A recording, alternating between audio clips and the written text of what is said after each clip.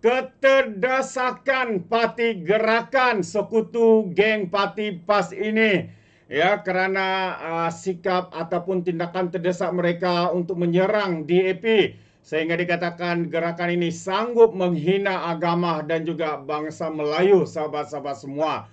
Ya, jadi kita boleh nampak ya bagaimana terdesaknya parti gerakan ini dan pemimpin pemimpin daripada parti PAS pula tu berterusan ya untuk mengunci mulut ya berkaitan dengan kenyataan-kenyataan berbau hasutan ya isu bangsa dan agama yang dibuat oleh pemimpin daripada gerakan. Jadi hari ini sahabat semua saya ingin membawakan anda satu ulasan ya daripada penganalisis dan juga pemerhati politik ya berkaitan dengan parti gerakan ini yang dikatakan oleh penganalisis sebagai melanggar naratif baharu dengan menggunakan agama ya untuk menyerang parti DAP dan sebagainya. Jadi apa isi intipati kenyataan daripada penganalisis politik ini? Ini yang menarik ya untuk saya kongsikan bersama dengan anda. Lau Ji Wei kata gerakan secara prinsip mahu bawa hala tuju baharu namun masih jauh dari segi praktikal. Jadi serangan pemimpin gerakan terhadap DAP dalam hal berkait agama dilihat bercanggah dengan naratif perjuangan kebimbangan sejagat, diumumkan parti itu bulan lalu menerusi penganalisis. Jadi Lau dari Universiti Islam Antarabangsa Malaysia berpandangan parti gerakan secara prinsip mahu membawa hala tuju baru namun masih jauh dari segi praktikal katanya.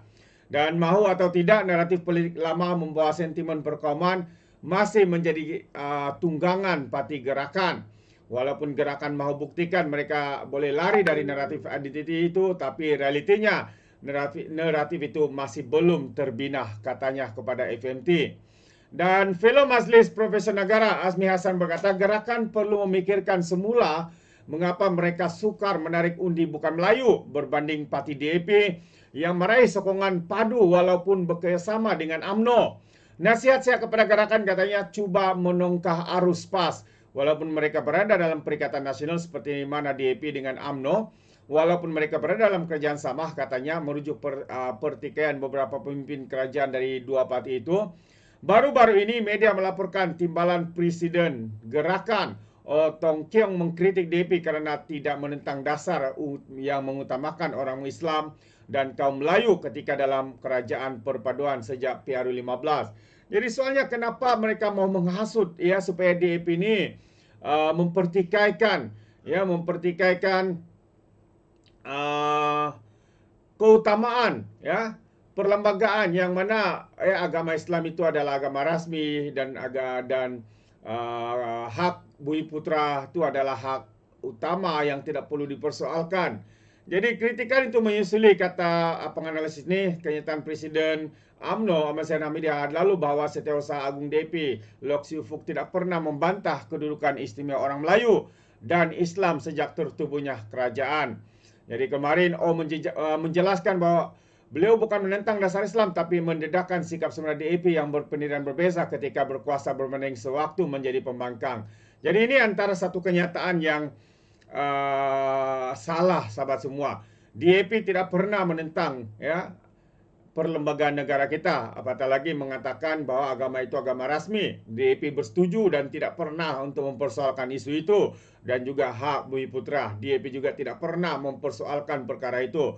Dan acap kali pemimpin DAP menyatakan bahwa mereka ya menghormati perlembagaan. Tapi soalnya kenapa ya pemimpin-pemimpin gerakan ini begitu terdesak sekali ya untuk DAP ini menentang dasar-dasar yang mengutamakan orang Islam dan juga kaum Melayu. Jadi inilah sikap terdesak mereka. Dan ahli jawatan kuasa tertinggi pusat DAP Sarizan Johan yang membidas kenyataan itu mendakwa PN di anggota gerakan mengamalkan politik perpecahan. Mengulas lanjut, Azmi berkata kritikan gerakan itu menunjukkan parti itu semakin tertekan untuk menarik sokongan komuniti bukan Islam, terutama yang masyarakat Cina. Itu dia. Dan paling mudah serang DAP dan dijadikan sebagai kambing hitam katanya.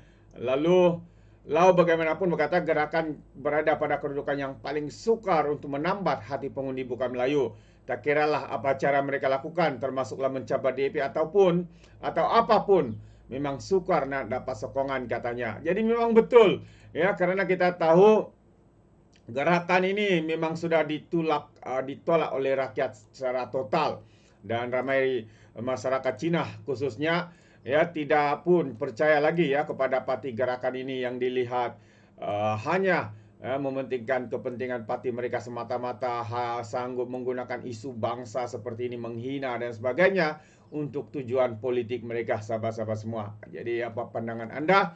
Setujukah Anda ya kenyataan-kenyataan daripada apa nih penganalisis ini?